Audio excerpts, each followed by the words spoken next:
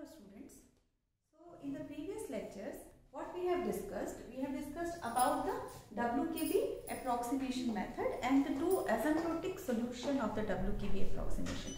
So these are the equation in WKB method. We consider the two equation. This is equation number 1, that is d square psi by dx square plus k square x psi is equal to 0, and we have found the solution of this approximate solution of this equation as this: psi approximation is equal to a k to the power minus half exponential of plus minus I integration of k dx. And for the second, this is the region where potential energy is less than the energy of the particle, and here for the second case, this one is the equation and we have got the solution like this. So we can say that this is the solution of region 1. This is region 1 where potential, because this is potential, so this potential is less than E. So this is the equation. This is the solution, region 1, and this is the region 2 where the potential is greater than the potential energy is greater than the energy of the particle. तो पिछली classes में हमने ये देखा कि ये जो दो सॉल्यूशंस हमको मिले थे WKB के, ये सॉल्यूशंस जो हैं वो asymptotic solutions हैं because they are good at far from the turning point. As we move away from the turning point, यहाँ से हम जितना दूर जाएंगे, क्योंकि E minus V का गैप जितना बढ़ता जाएगा उतना ही ये सॉल्यूशन वैलिड होंगे, और जहाँ पे टर्निंग पॉइंट पे ये सॉल्यूशन वैलिड नहीं थे because we know that at x is equal to 0 E और V दोनों बराबर हो जाते हैं, तो E minus V 0 हो जाएगा, and we know that if E minus V is 0 so that K is also 0. तो यदि K 0 हो गया तो ये तो हमारा जो सॉल्यूशन है वो क्रैश हो जाएगा. तो इसके लिए हमने ये देखा था कि हमारे पास सॉल्यूशंस तो हमको मिल गया. ये जो सॉल्यूशन है ये यहाँ पे कहीं दूर पे वैलिड है, ये वाला जो सॉल्यूशन है वो यहाँ पर वैलिड है, पर इस टर्निंग पॉइंट के पास क्या सॉल्यूशन है ये हम नहीं जान पा रहे थे.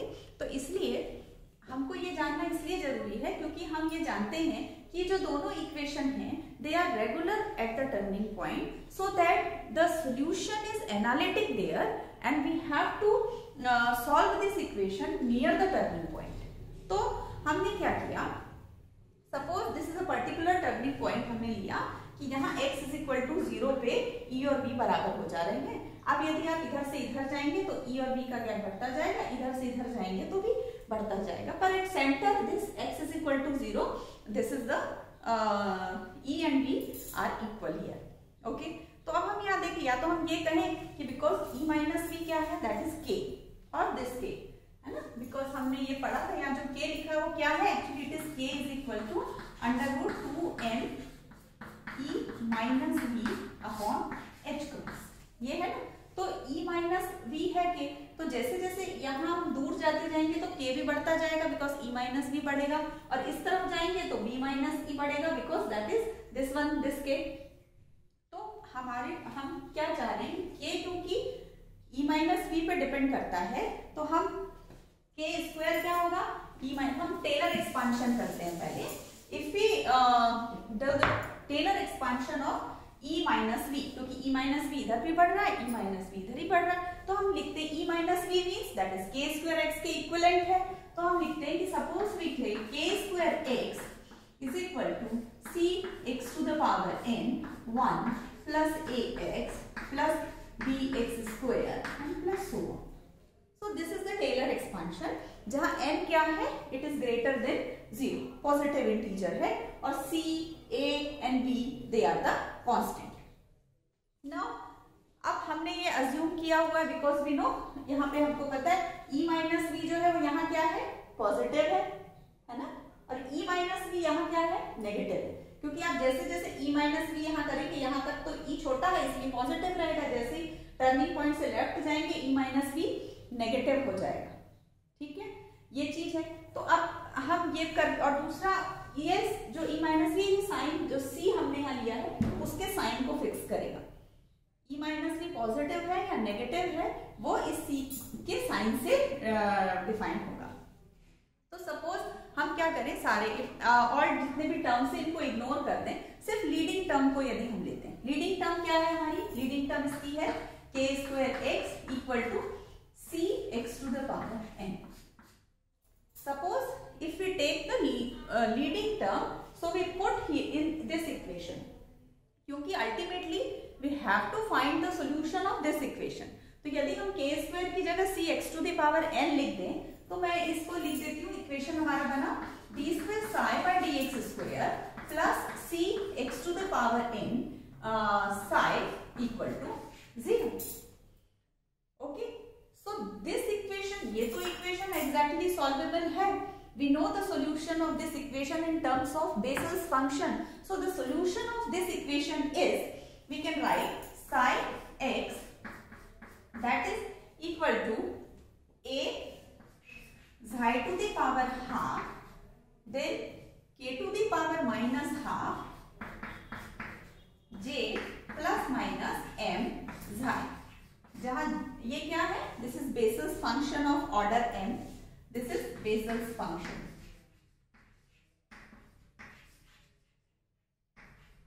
Okay, and what is xi here?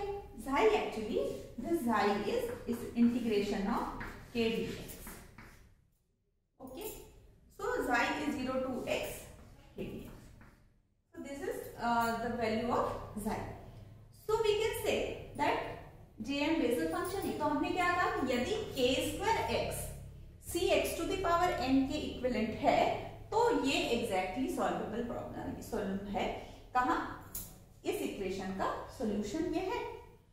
अब टर्निंग पॉइंट के पास, क्योंकि टर्निंग पॉइंट के पास ही हम ले रहे हैं ना, बिकॉज टर्निंग पॉइंट के पास ही तो ये सबसे लीडिंग टर्म है. सबसे पहला यहाँ से हम एक्सपांड कर रहे हैं, तो लीडिंग टर्म यहाँ पे आई, तो लीडिंग टर्म हमने बता दी कि ये है. ठीक, अब यदि हम इसको ये देखें कि सपोज अभी हमने क्या कहा कि ये सॉल्यूशन होगा जब k square x c x to the power m के बराबर होगा. ठीक, लेकिन जरूरी नहीं है कि k square x c x to the power n के एग्जैक्टली इक्वल हो. So there is a deviation in the value of k square x from c x to the power n. C x to the power n के equivalent ना होके थोड़ा deviation भी हो सकता है. तो suppose that deviation will be k square x minus c x to the power n. Suppose that is we can represent it by theta. तो यदि हमने कहा कि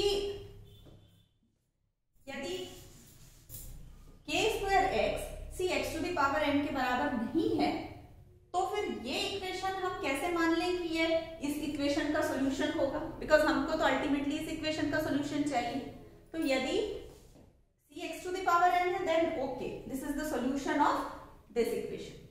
पर यदि नहीं है तो हम क्या करें? यदि हम इसको देखें, इस इक्वेशन को, यदि हम इसका एक्चुअल डिफरेंशिएशन करें, तो इसका जो वैल्यू आएगा ये सेटिस्फाई करेगा d square psi upon dx square plus k square minus theta psi equal to 0.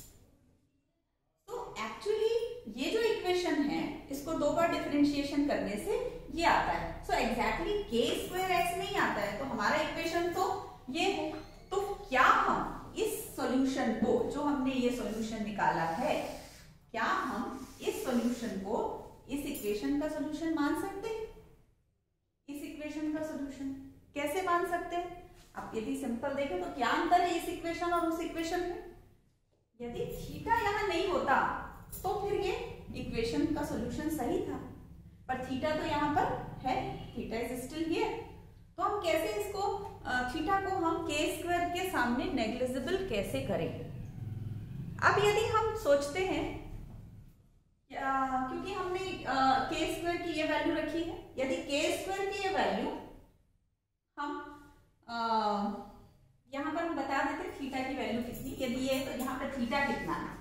Actually the value of theta is 3 k prime square upon k square, then minus k double prime upon 2k plus m square minus 1 by 4 k square upon z square. So this is the value of theta. यदि हम ये जो equation, ये वाला solution हमने माना। पहले तो हमने क्या कहा कि suppose k square x c x to the power n के इक्वल है, तो यदि है तो सॉल्यूशन ये होगा। अब हम कह रहे हैं कि इसको यदि हम एग्जैक्ट डिफरेंशिएशन करें, c x to the power n है तो ओके दिस है ना, क्योंकि पर एक्चुअली हम इसको k स्क्वायर माइनस थीटा क्यों लिख रहे हैं, that is c x to the power n है ना, that is deviation of k square from c x to the power n theta थीटा। So what is the value of theta, इसको यदि हम कैलकुलेट करके लिखें तो ये वैल्यू आती है थीटा की।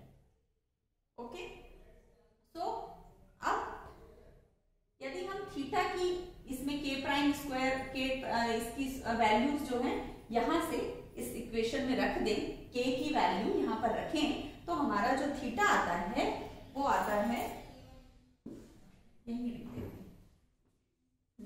the theta will be equal to 3 where x tends to 0, मतलब थीटा की वैल्यू जहां x जो है वो 0 की तरफ जा रहा है, टर्निंग पॉइंट के पास की बात हो रही है। This is 3n plus 5 a square divided by 2n plus 4n plus 6 2n plus 4n plus 6 then minus 3b upon n plus 6. So this is again one equation. अब ये थीटा में यदि k प्राइम और k double prime यहां से रख दें तो ये इक्वेशन आता है।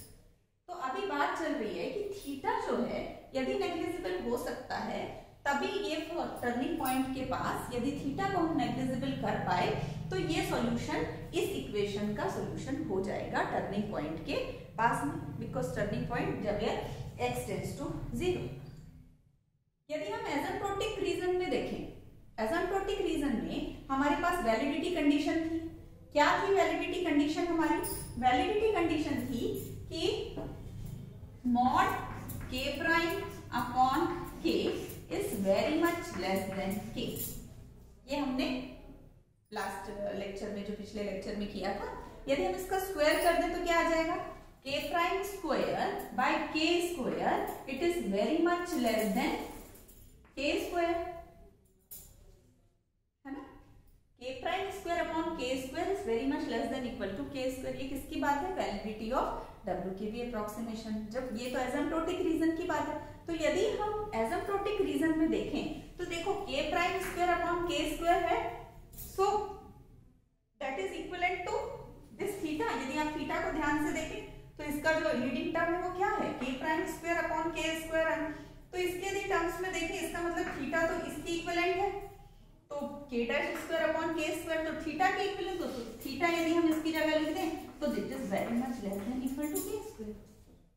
सो in asymptotic, because this is a asymptotic condition, so we can say that in asymptotic region we can assume that theta is very much less than k square। तो asymptotic region में theta हट जाएगा और ये equation ये बन जाएगा, और naturally this is the solution of that equation. तो asymptotic region में तो बात सही है, लेकिन टर्निंग पॉइंट के पास कैसे आप थीटा को नेग्लिजिबल करोगे? क्यों? क्योंकि टर्निंग पॉइंट पे तो यदि आप देखें k क्या है, 0 हो जा रहा है, बिकॉज पोटेंशियल एनर्जी और पार्टिकल की एनर्जी इक्वल हो गई है, वहां E और V बराबर है, तो k 0 है और थीटा तो कांस्टेंट है। तो हम कैसे थीटा को k से छोटा मान सकते हैं? However, we can say that because theta जो है, यदि थीटा की वैल्यू आप देखें क्या है, ये a स्क्वायर के टर्म में, तो a स्क्वायर के टर्म में है, that means we can say that theta जो है that is of the second order in the deviation of k square from cx to the power n।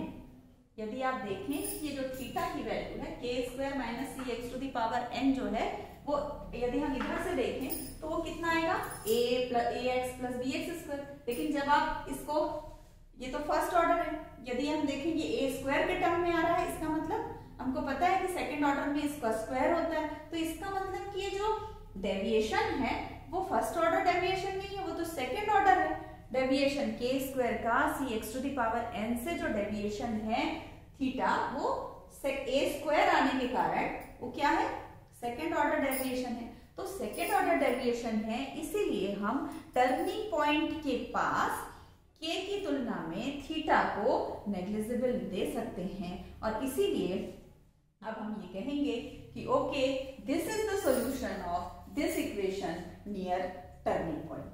तो turning point के पास अब हमारा इक्वेशन, ये तो इक्वेशन हमारा एसिम्प्टोटिक रीजन का था, अब हमने ये प्रूव किया कि ये जो इक्वेशन है इसका टर्निंग पॉइंट के पास सॉल्यूशन ये ठीक है। लेकिन कंडीशन क्या है, जहां पर potential slowly varying function of position होगा तो this equation is a solution of that equation number 1। अब हम बात करते हैं कि अब जनरली हम लोग क्या करते हैं, डील करते हैं उन केसेस पे जहां पर कि जो कॉमनली जो ऑकरिंग सिचुएशन है वो होती है टर्निंग पॉइंट लीनियर होता है ना। तो यदि लीनियर टर्निंग पॉइंट होगा तो यहाँ पर क्या होगा, यदि लीनियर टर्निंग पॉइंट है तो n को हम 1 लिख देते हैं, बिकॉज लीनियरिटी के लिए क्या पोजीशन होती है कि k स्क्वायर जो है वो x का प्रोपोर्शनल होना चाहिए। So x to the power n की जगह n को यदि हम 1 कर दें तो हम इसको लीनियर टर्निंग पॉइंट में चेंज कर सकते हैं। दूसरी बात ये सॉल्यूशन तो हमारा आ गया, ठीक है, इसको हम अलग लिख लेते हैं। So this is our solution, इसको हम यहाँ लिख लेते हैं कि हमारा जो सॉल्यूशन है psi x equal to a psi to the power half k to the power minus half, then it is j plus minus m z। This is our solution of that equation. Now अब यदि हम बात करते हैं turning point की, यदि turning point linear है तो दो चीजें होंगी। एक तो हमको देखो ये मालूम है कि ये टर्निंग पॉइंट लीनियर है, इसलिए k स्क्वायर कितना हो गया हमारा cx। ओके, अब दूसरी बात हम यहाँ पर ये चीज अज्यूम करेंगे कि e माइनस वी यहाँ पॉजिटिव है, इस रीजन से इस रीजन में जाने पे e माइनस वी जो है पॉजिटिव से नेगेटिव हो रहा है। And what is e minus V? e minus v is k square, so k is equal to plus under root 2n e minus v upon h cross। तो हम ये बोले कि यदि e minus v यदि यहां से यहां जाने पे पॉजिटिव से नेगेटिव हो रहा है तो k क्या होगा, k तो यहाँ तो पॉजिटिव है क्योंकि e minus v पॉजिटिव है। जैसे ही यहाँ पे आए इस रीजन में k is negative, e minus v is negative, so is under root of negative thing, that means it is imaginary one। तो हम कहेंगे कि जब हम टर्निंग यहां से इधर की तरफ जाएंगे so k and xi, k तो क्या होगा रियल रहेगा, लेकिन xi जो है वो क्या हो जाएगा, इमेजिनरी में चेंज हो जाएगा। तो xi जो है वो इमेजिनरी में होगा। अब हम इनकी वैल्यू पुट करते हैं कि xi क्या हो जाएगा, रियल से प्योर इमेजिनरी में चेंज हो जाएगा। इसी तरह के भी और xi दोनों क्या होंगे, यहाँ तो रियल रहेंगे, लेकिन जैसे ही टर्निंग पॉइंट के इस तरफ गए, left hand side second region में आ गए, फॉर्बिडन रीजन में, वहां पर k और xi क्या हो जाएंगे, इमेजिनरी हो जाएंगे। ओके, नाउ अब हम डेफिनेट करते हैं। तो हमने ये कहा k स्क्वायर हमारा cx to the power n है। तो सॉल्यूशन हमने लिखा, एक सॉल्यूशन तो इस इक्वेशन का सॉल्यूशन तो यही था, ठीक, j प्लस माइनस, लेकिन अब इसमें m की जगह आपका क्या आ जाएगा, m is equal to 1 upon n plus 2 and n is 1 here. So अब सॉल्यूशन हमारा हो गया टर्निंग पॉइंट के पास यदि आप सॉल्यूशन देखेंगे so it is j plus minus 1/3 xi, क्योंकि हमने n की जगह 1 लिख दिया तो m जो है वो 1/3 हो गया। तो दिस इज द सॉल्यूशन। दूसरा सॉल्यूशन यदि हम देखें second, so we can say this is psi 1, ये फर्स्ट रीजन का है, so 1 plus minus x that is equal to this। दूसरा सॉल्यूशन यदि सेकंड रीजन में हम लिखना चाहे solution plus minus x, second region means जहां पर पोटेंशियल एनर्जी से पार्टिकल की एनर्जी से कम है। so what will be the solution of this? The solution of this is, again we can write it this as b plus minus, then we can say here this is xi1 and for this is xi2, so this is k to the power minus half। Now here we can write I plus minus 1/3 xi. Now what is I here? So this Im is used for basis function of imaginary argument, क्योंकि हमको पता है कि यहाँ पर सब चीज k और xi इमेजिनरी हो जा रहे हैं, इसलिए हम इमेजिनरी आर्ग्यूमेंट वाला बेसिस फंक्शन यहाँ पे यूज करेंगे. So now these are the two solutions that are valid near turning point. That are the solution near linear turning point. Okay? Linear turning point के पास ये दो solutions हैं. अब हमको ये देखना है कि चलिए हमने कहा इधर का solution हमको मिल गया this one और इधर का solution मिल गया, but we have to match this solution कि ये solution यदि है तो क्या हम यहाँ का solution लिख सकते हैं, या यहाँ का solution है तो क्या हम यहाँ का solution लिख सकते हैं.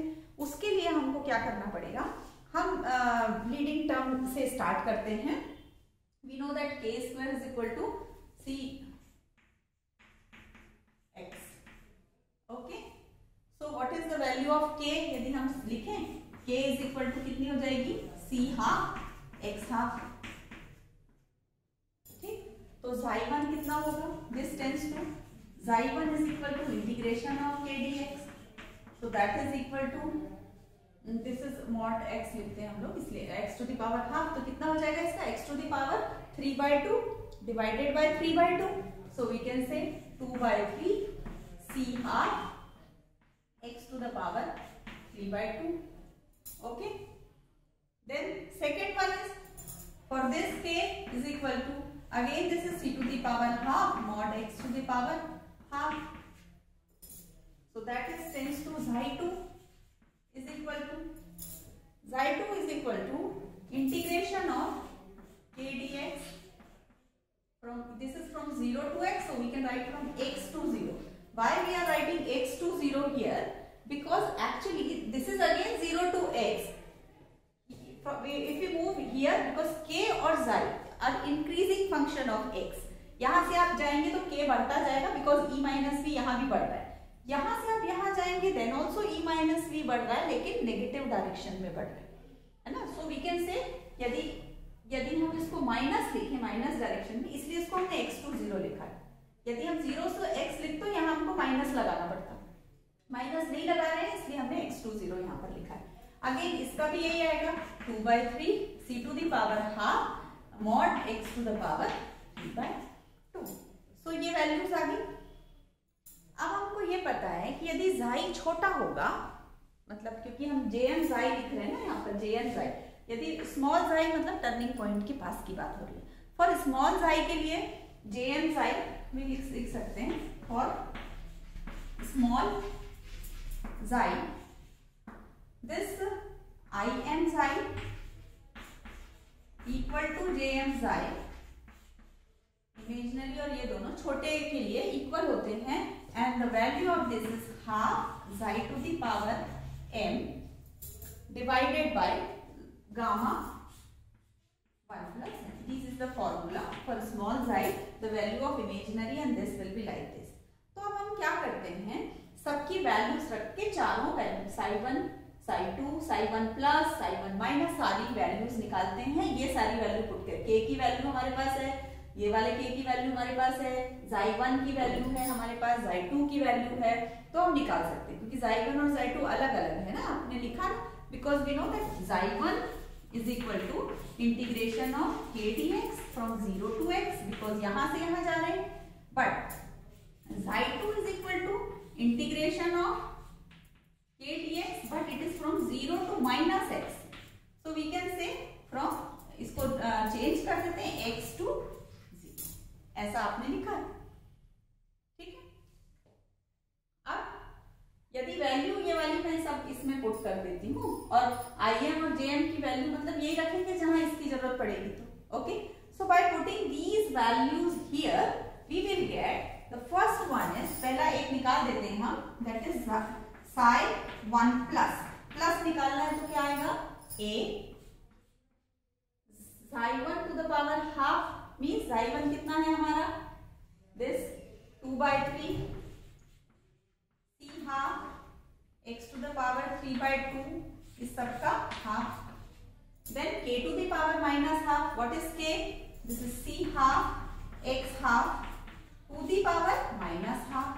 Then jm xi. What is jm xi? Here half xi to the power m. M means 1 by 3. So we can write it 1 by 2 half xi. तो यहाँ क्योंकि xi1 की बात हो रही तो xi1 रखना पड़ेगा. Then xi1 कितना है? 2 by 3 c half x to the power 3 by 2. इस पूरे की power 1 by 3 because m is 1 by 3 divided by gamma 1 plus m. Again it is 1 plus m means it is gamma 1 plus 1 by 3. So that is gamma 4 by 3. m is 1 by 3 तो that is 4 by. अभी यदि हम इसको solve कर लेते हैं पूरा, देखो क्या होगा. ये क्या है? c to the power half and minus half is minus 1 by 4. और यदि इस c को देखोगे तो हाफ एंड 1 by 2 1 by 4. तो c तो यहाँ पे ये वाला कैंसिल हो गया. तो इसके जो सेकंड टर्म आएगा इसको मैं लिख लेती हूँ. एक सेकंड. यदि हम इसको सॉल्व कर लें तो ये इक्वेशन हमारे पास आएगा sin 1 प्लस इक्वल टू, ये वैल्यूज यदि हम रखते हैं मैं यहाँ लिख देती हूँ बिकॉज अब तो हमको सारा इक्वेशन का वैल्यू सबके पता है तो मैं यहाँ लिख देती हूँ सॉल्यूशन. तो एक जो मेरे पास आ रहा है sin 1 plus that is equal to, ये आएगा a प्लस मतलब वो रहने दो 2 by 3 to the power half, क्योंकि ये c हाफ और ये तो कैंसिल हो गए. x को हम लोग एक साथ लिख लेंगे जितना आएगा. Then c to the power देखो ये तो कैंसिल हो गया. x हो गया 3 by 4. x यहाँ से 3 by 4 हुआ. फिर इसके बाद इस वाले में यदि देखें 3 by 4 और ये कितना है x माइनस 1 by 4. तो 3 by 4 minus 1 by 4 is 2 by 4 means 1 by 2. तो ये 1 by 2 हो गया. अब यहाँ क्या बचा? दिस इज 1/3 क्योंकि 2 से 2 कैंसिल हो गया.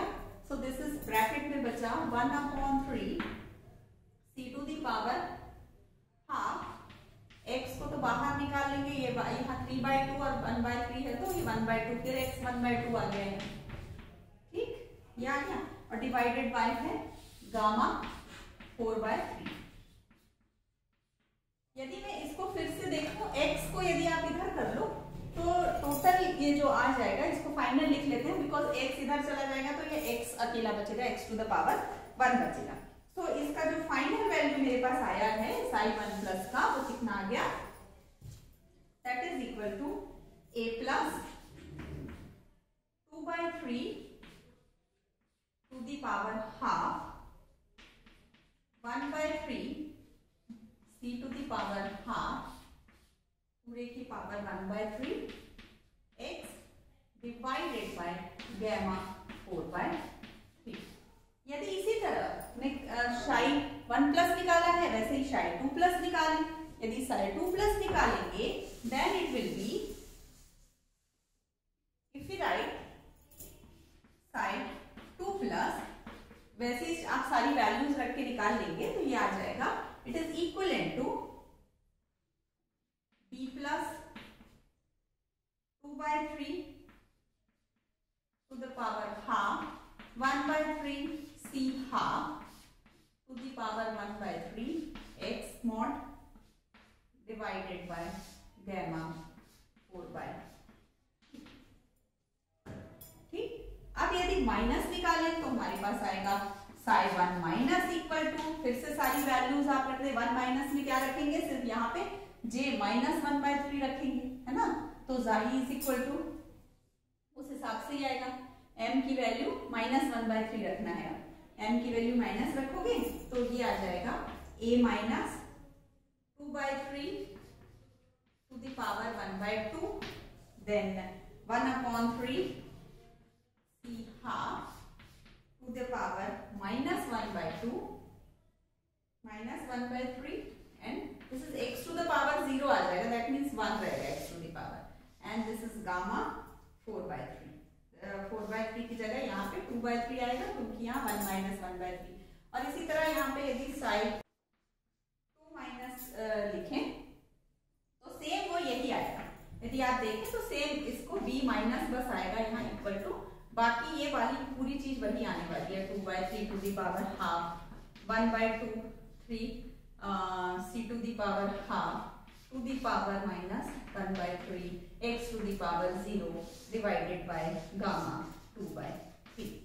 तो यदि हमने ये चारों सॉल्यूशंस देख लिए, कौन कौन से, this is one solution, this is second, this is third and this one is fourth. तो ये जो चारों सॉल्यूशन है, ये टर्निंग पॉइंट के पास हमारे पास चार सॉल्यूशन आ गए, because this is second order differential equation, so we get two independent solution of this and this is also second order, so two independent solution. तो फोर सॉल्यूशंस हमारे पास हैं, 1 plus 2 plus 1 minus 2 minus. 1 plus और 1 minus क्या है, इस reason के solution, और 2 प्लस और 2 माइनस जो है वो इस रीजन के सॉल्यूशन। यदि आप सॉल्यूशन को ध्यान से देखें तो हम क्या देख सकते हैं कि जो सॉल्यूशंस हैं, यदि शाई 1, पहले देखें शाई 1 माइनस है, या पहले शाई 1 प्लस को देखें, शाई 1 प्लस और शाई 2 प्लस क्या है, दोनों एक जैसे हैं। अंतर क्या है, सिर्फ यहाँ पे x डायरेक्शन का अंतर है, बिकॉज x है तो डायरेक्शन का बस अंतर है। तो हम ये कहेंगे कि शाई 1 plus joins psi 2 plus when a plus या b plus is equal to minus of a plus. यदि b प्लस को माइनस a प्लस कर दें तो ये दोनों सॉल्यूशन एक दूसरे को ज्वाइन कर लेंगे, क्योंकि ये सॉल्यूशन एक इसका है एक इसका है, अंतर सिर्फ यहाँ पर x है।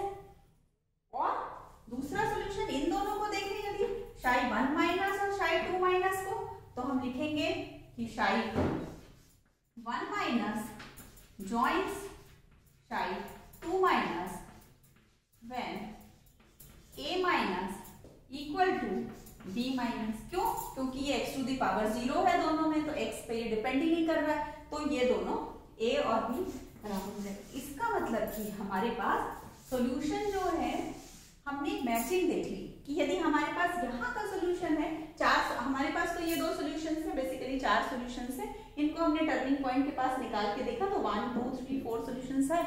तो यहाँ हमको क्या मिल रहा है कि जो properly matched solution of equation है वो क्या है, मैच्ड सॉल्यूशन हम कैसे लिख सकते हैं, so we can write that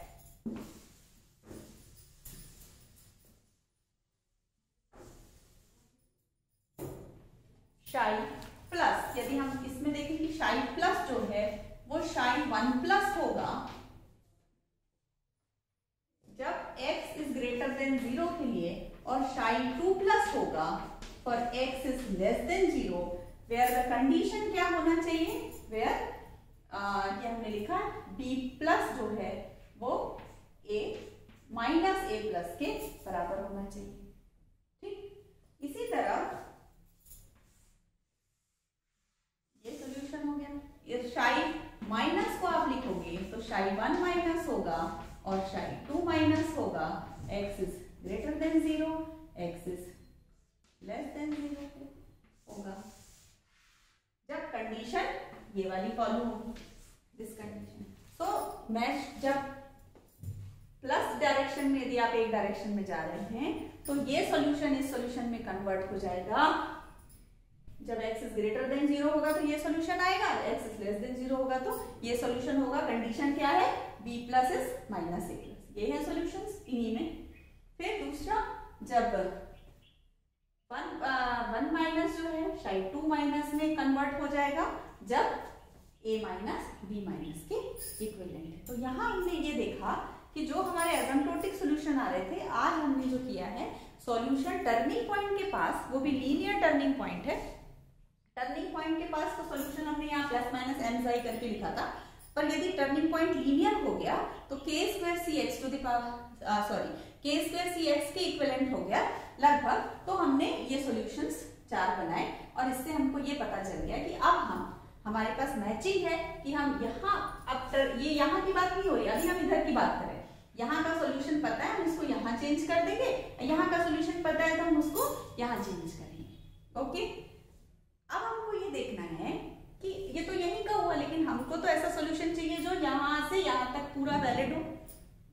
तो अब नेक्स्ट क्लास में we will discuss the asymptotic connection formula. तो हम क्या करेंगे, ये जो हमारे इक्वेशन आए हैं, ये जो सोल्यूशन है, इसका हम एसिम्प्टोटिक फॉर्म देखेंगे और फिर देखेंगे कि एसिम्प्टोटिक फॉर्म यहाँ से एसिम्प्टोटिक फॉर्म इधर तक के इस रीजन के एसिम्प्टोटिक रीजन से इस रीजन के एसिम्प्टोटिक में कैसे किया जाएगा। So we can say that connection formula mean asymptotic connection formula, so that we can connect the solution which is valid here to the solution which is valid here. Okay, so we will do it in the next class.